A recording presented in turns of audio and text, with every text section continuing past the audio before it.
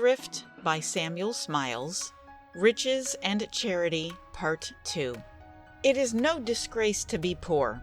The praise of honest poverty has often been sung. When a man will not stoop to do wrong, when he will not sell himself for money, when he will not do a dishonest act, then his poverty is most honorable. But the man is not poor who can pay his way and save something besides. He who pays cash for all that he purchases is not poor, but well off. He is in a happier condition than the idle gentleman who runs into debt and is clothed, shod, and fed at the expense of his tailor, shoemaker, and butcher. Montesquieu says that a man is not poor because he has nothing, but he is poor when he will not or cannot work. The man who is able and willing to work is better off than the man who possesses 1,000 crowns without the necessity for working. Nothing sharpens a man's wits like poverty. Hence, many of the greatest men have originally been poor men. Poverty often purifies and braces a man's morals.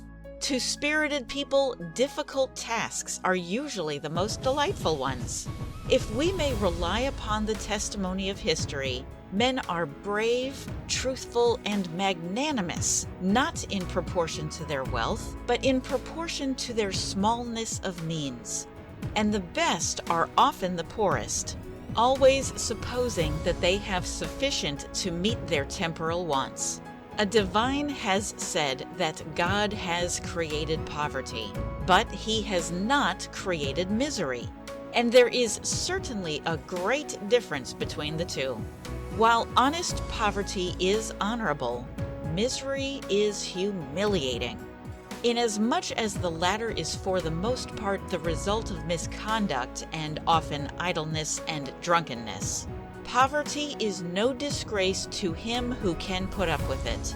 But he who finds the beggar's staff once get warm in his hand never does any good, but a great amount of evil.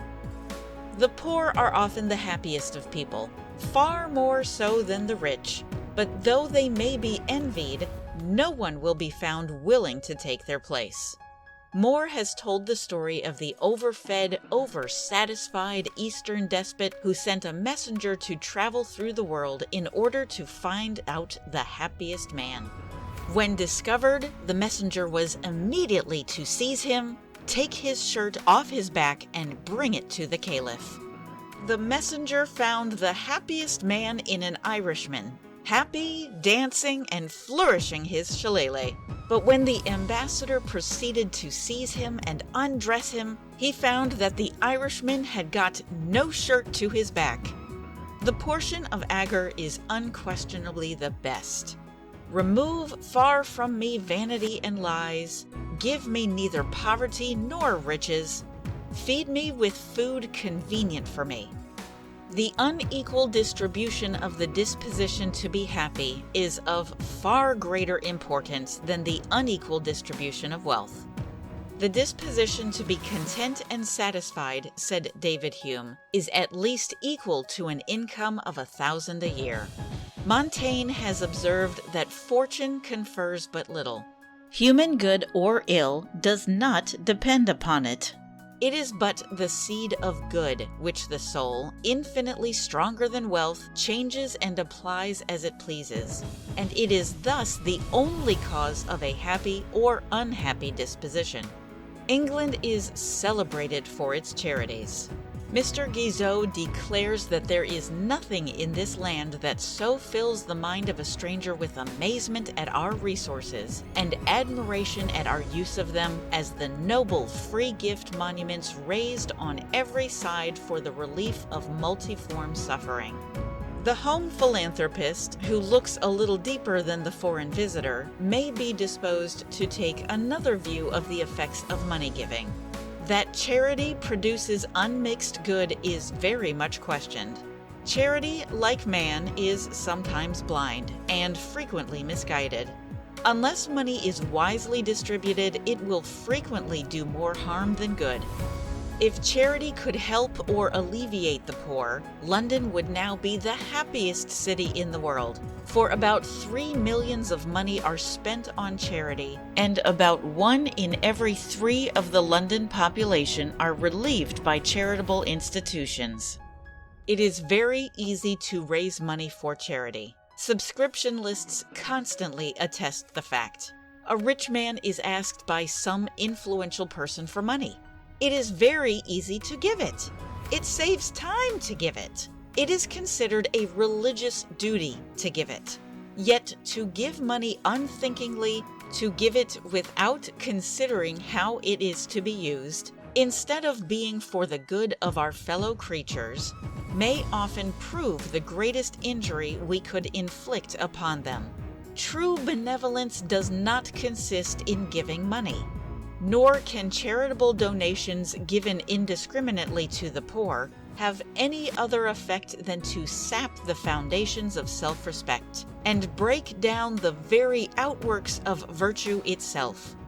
There are many forms of benevolence which create the very evils they are intended to cure, and encourage the poorer classes in the habit of dependence upon the charity of others, to the neglect of those far healthier means of social well-being which lie within their own reach. One would think that 3 million a year were sufficient to relieve all the actual distress that exists in London. Yet the distress, notwithstanding all the money spent upon it, goes on increasing. May not the money spent in charity create the distress it relieves, besides creating other distress which it fails to relieve? Uneducated and idle people will not exert themselves for a living when they have the hope of obtaining the living without exertion. Who will be frugal and provident when charity offers all that frugality and providence can confer? Does not the gift of the advantages, comforts, and rewards of industry, without the necessity of laboring for them, tend to sap the very foundations of energy and self-reliance? It is not the circumstance that poverty is the only requisite qualification on the part of the applicant for charity, calculated to tempt the people to self-indulgence, to dissipation, and to those courses of life which keep them poor? Men who will not struggle and exert themselves are those who are helped first. The worst sort of persons are made comfortable, whilst the hard-working, self-supporting man who disdains to throw himself upon charity is compelled to pay rates for the maintenance of the idle. Charity stretches forth its hand to the rottenest parts of society. It rarely seeks out or helps the struggling and the honest. As Carlyle has said, "Oh, my astonishing benevolent friends, that never think of meddling with the material while it continues sound, that stress and strain it with new rates and assessments till even it has given way and declared itself rotten, whereupon you greedily snatch at it and say, 'Now let us try to do some good upon it.'" The charity which merely consists in giving is an idle indulgence, often an idle vice. The mere giving of money will never do the work of philanthropy. As a recent writer has said, "The crimes of the virtuous, the blasphemies of the pious, and the follies of the wise would scarcely fill a larger volume than the cruelties of the humane." In this world, a large part of the occupation of the wise has been to neutralize the efforts of the good. Public charities, said the late Lord Lytton, are too often merely a bonus to public indolence and vice. What a dark lesson of the fallacy of human wisdom does this knowledge strike into the heart! What a waste of the materials of kindly sympathies! What a perversion individual mistakes can cause, even in the virtues of a nation! Charity is a feeling dear to the pride of the human heart. It is an aristocratic emotion. Mahomet testified his deep knowledge of this kind when he allowed the vice hardest to control, sexual licentiousness, and encouraged the virtue easiest to practice, charity. Footnote: Lord Lytton, England and the English, page 124, end footnote. There are clergymen in London who say that charity acts against the extension of religion amongst the people. The Reverend Mr. Stone says he is an unwelcome visitor to the poor who brings the Bible in one hand without a loaf, a blanket, or a shilling in the other. And no wonder. By the prevailing system of charitable relief, they have been nursed in this carnal spirit. They have been justified in those selfish expectations. Instead of being allowed to learn the great and salutary lesson of providence, that there is a necessary connection between their conduct and their condition, they have, by this artificial system, been taught that indigence is of itself sufficient to constitute a claim to relief. They have been thus encouraged in improvidence, immorality, fraud, and hypocrisy. The truest philanthropists are those who endeavor to prevent misery, dependence, and destitution, and especially those who diligently help the poor to help themselves. This is the great advantage of the Parochial Mission Women Association. They bring themselves into close communication with the people in the several parishes of London and endeavor to assist them in many ways. But they avoid giving indiscriminate alms. Their objects are to help the poor to help themselves, and to raise them by making them feel that they can help themselves. There is abundant room for philanthropy amongst all classes, and it is most gratifying to find ladies of high distinction taking part in this noble work. There are numerous other societies established of late years, which afford gratifying instances of the higher and more rational, as well as really more Christian forms of charity. The societies for improving the dwellings of the industrial classes, for building baths and wash houses, for establishing workmen's, seamen's, and servants' homes, for cultivating habits of providence and frugality amongst the working classes, and for extending the advantages of knowledge amongst the people, are important agencies of this kind. These, instead of sapping the foundations of self-reliance, are really and truly helping the people to help themselves, and are deserving of every approbation and encouragement. They tend to elevate the condition of the mass. They are embodiments of philanthropy in its highest form, and are calculated to bear good fruit through all time. Rich men with the prospect of death before them are often very much concerned about their money affairs.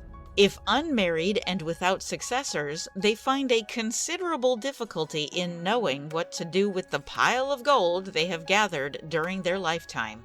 They must make a will and leave it to somebody. In olden times, rich people left money to pay for masses for their souls. Perhaps many do so still. Some founded almshouses, others hospitals. Money was left for the purpose of distributing doles to poor persons or to persons of the same name and trade as the deceased. These doles, said the wife of a clergyman in the neighborhood of London, are doing an infinite deal of mischief. They are rapidly pauperizing the parish. Not long since, the town of Bedford was corrupted and demoralized by the doles and benefactions which rich men had left to the poorer classes.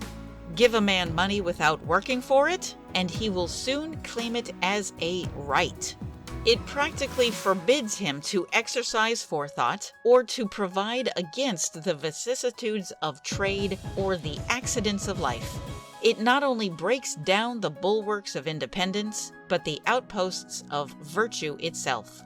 Large sums of money are left by rich men to found charities. They wish to do good, but in many cases they do much moral injury. Their charities are anything but charitable. They destroy the self-respect of the working classes and also of the classes above them. We can get this charity for nothing. We can get medical assistance for nothing.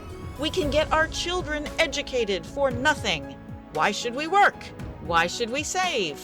Such is the idea which charity, so-called, inculcates.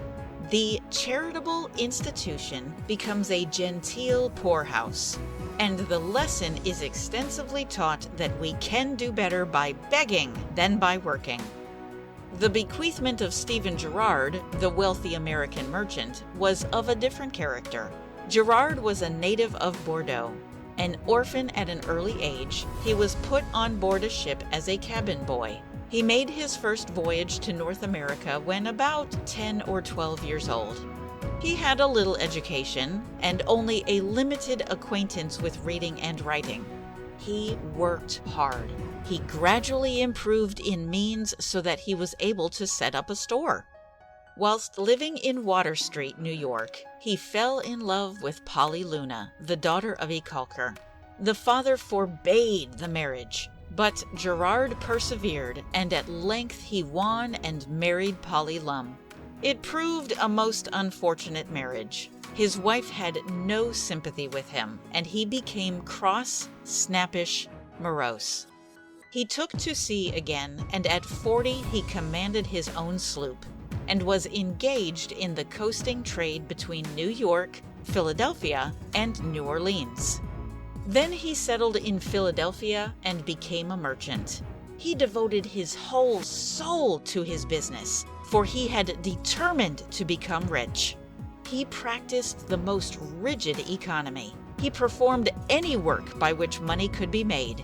He shut his heart against the blandishments of life. The desire for wealth seems to have possessed his soul. His life was of unceasing labor. Remember that Girard was unhappy at home. His nature might have been softened had he been blessed with a happy wife. He led 10 miserable years with her, and then she became insane. She lay for about 20 years in the Pennsylvania hospital and died there. Yet there was something more than hardness and harshness in Girard. There was a deep undercurrent of humanity in him. When the yellow fever broke out in Philadelphia in 1793, his better nature showed itself. The people were smitten to death by thousands. Nurses could not be found to attend the patients in the hospital. It was regarded as certain death to nurse the sick.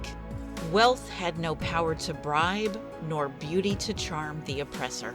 But all perished alike beneath the scourge of his anger. Only, alas, I the poor, who had neither friends nor attendants, crept away to die in the almshouse, home of the homeless. It was at this time, when many were stricken with fever, that Girard abandoned his business and offered his services as superintendent of the public hospital. He had Peter Helm for his associate. Girard's business faculty immediately displayed itself. His powers of organization were immense, and the results of his work were soon observed. Order began to reign where everything had before been in confusion. Dirt was conquered by cleanliness. Where there had been wastefulness, there was now thriftiness. Where there had been neglect, there was unremitting attention. Girard saw that every case was properly attended to. He himself attended to the patients afflicted by the loathsome disease, ministered to the dying, and performed the last kind offices for the dead. At last the plague was stayed, and Girard and Helm returned to their ordinary occupations. The visitors of the poor in Philadelphia placed the following minute on their books. Stephen Girard and Peter Helm, members of the committee, commiserating the calamitous state to which the sick may probably be reduced for want of suitable persons to superintend the hospital, voluntarily offered their services for that benevolent employment and excited a surprise and satisfaction that can be better conceived than expressed. The results of Stephen Girard's industry and economy may be seen in Philadelphia, in the beautiful dwelling houses row after row, but more than all, in the magnificent marble edifice of Girard College. He left the greater part of his fortune for public purposes. principally to erect and maintain a public library and a large orphanage. It might have been in regard to his own desolate condition, when cast an orphan among strangers and foreigners, that he devised his splendid charity for poor, forlorn, and fatherless children. One of the rooms in the college is singularly furnished. Girard had directed that a suitable room was to be set apart for the preservation of his books and papers, but from excess of pious care or dread of the next of kin, all the plain, homely man's effects were shoveled into this room. Here are his boxes and his bookcase, his gig and his gaiters, his pictures and his pottery, and in a bookcase, hanging with careless grace, are his braces. Old, homely knitted braces telling their tale of simplicity and carefulness. One of the finest hospitals in London is that founded by Thomas Guy, the bookseller.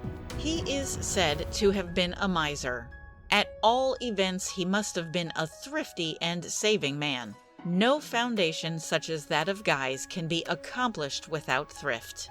Men who accomplish such things must deny themselves for the benefit of others.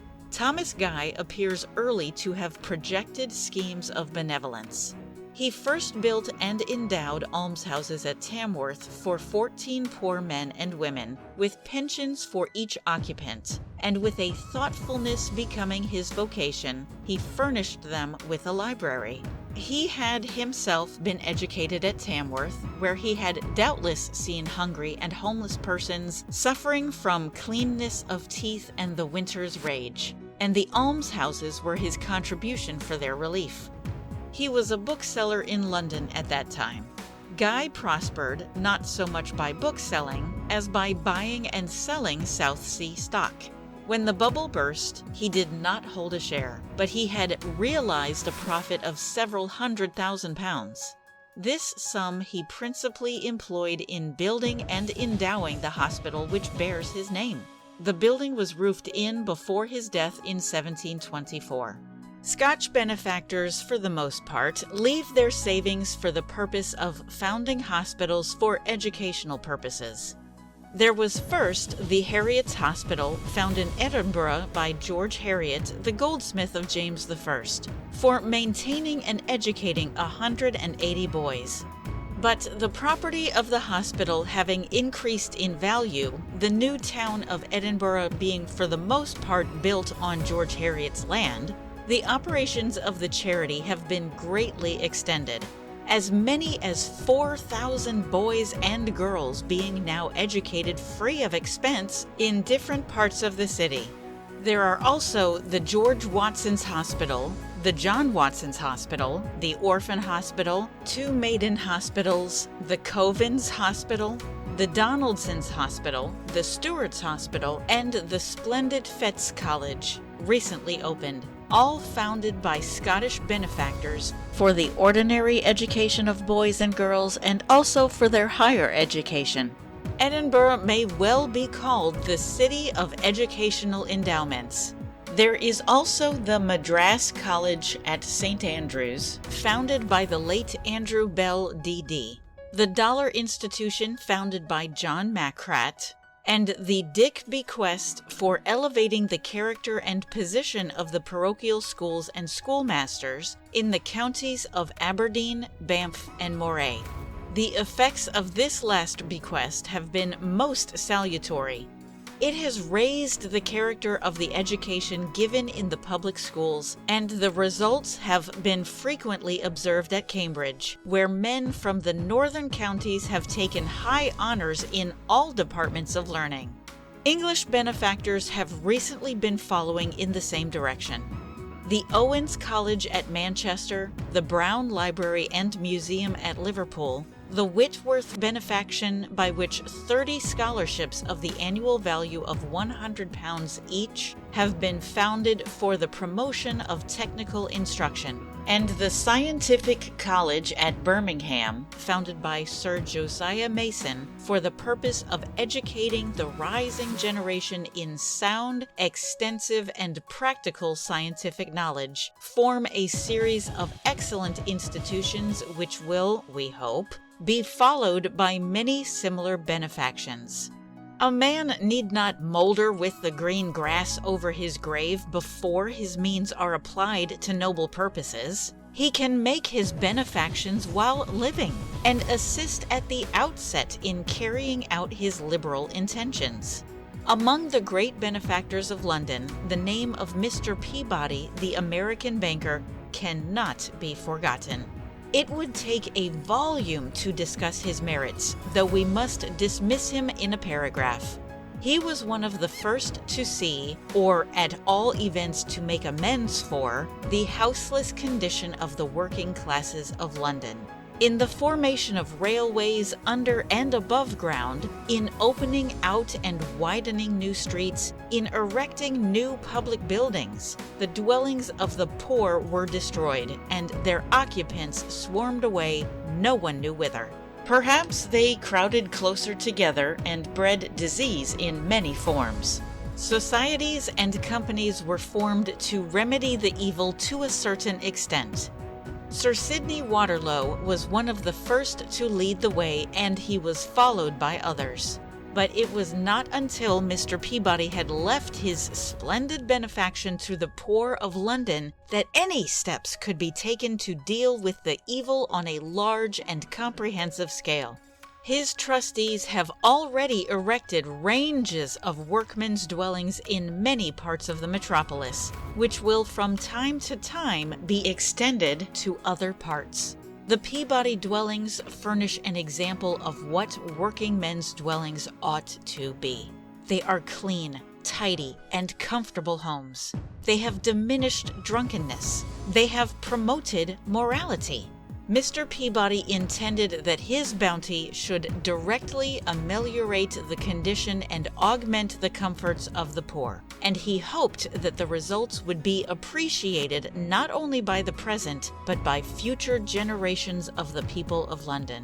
From all that the trustees have done, it is clear that they are faithfully and nobly carrying out his intentions. All these benefactors of the poor were originally men of moderate means. Some of them were at one time poor men. Sir Joseph Whitworth was a journeyman engineer with Mr. Clement in Southwark, the inventor of the planing machine. Sir Josiah Mason was by turns a costermonger, journeyman, baker, shoemaker, carpet weaver, jeweler, split steel ring maker. Here he made his first £1,000, steel pen maker, copper smelter, and electroplater, in which last trade he made his fortune. Mr. Peabody worked his way up by small degrees, from a clerk in America to a banker in London. Their benefactions have been the result of self-denial, industry, sobriety, and thrift. Benevolence throws out blossoms which do not always ripen into fruit. It is easy enough to project a benevolent undertaking, but more difficult to carry it out. The author was once induced to take an interest in a proposed navvy's home, but cold water was thrown upon the project and it failed. The navvy workmen who have made the railways and docks of England are a hard-working but a rather thriftless set. They are good-hearted fellows, but sometimes drunken. In carrying out their operations, they often run great dangers. They are sometimes so seriously injured by wounds and fractures as to be disabled for life. For instance, in carrying out the works of the Manchester, Sheffield, and Lincolnshire Railway, there were 22 cases of compound fractures, 74 simple fractures besides burns from blasts, severe contusions, lacerations, and dislocations.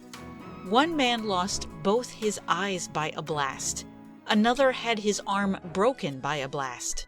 Many lost their fingers, feet, legs, and arms, which disabled them for further work.